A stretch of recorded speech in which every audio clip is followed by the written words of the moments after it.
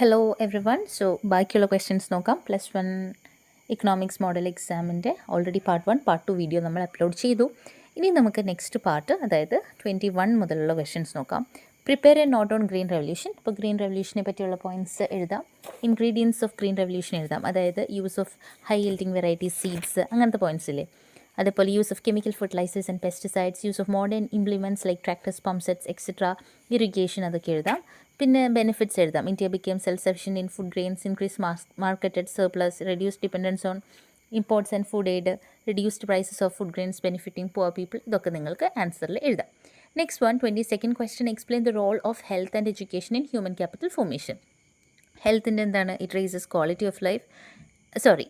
എഡ്യൂക്കേഷൻ്റെ ആണ് കേട്ടോ അതൊക്കെ. It raises quality of life, it increases earning capacity, it raises social status.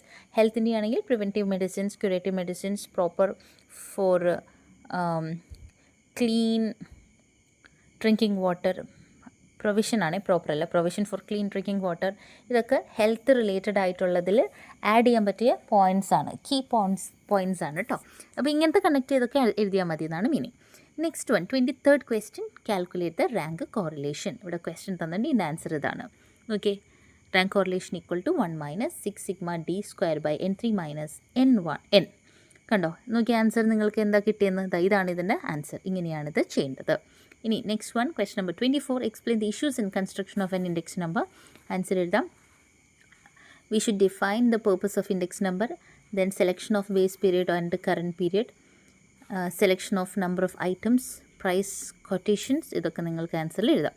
Next one, draw a histogram from the following data. Histogram വരയ്ക്കാനാണ്. Question number 26. Explain the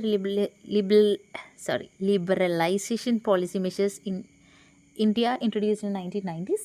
ഇതിൽ നിങ്ങൾക്ക് what is liberalisation എന്ന് എഴുതാം. എന്താണ് liberalisation? Liberating the economy from restrictions, government restrictions on economic growth. അതിനുശേഷം അതിൻ്റെ related ആയിട്ടുള്ള industrial sector reforms, financial sector reforms, tax reforms, foreign exchange reforms, trade and investment policy reforms. ഈ പോയിൻറ്റ്സിനെ പറ്റി connect ചെയ്ത് നിങ്ങൾക്ക് എഴുതാം. അടുത്തത് question 27. Below is given marks obtained by 50 students in an exam.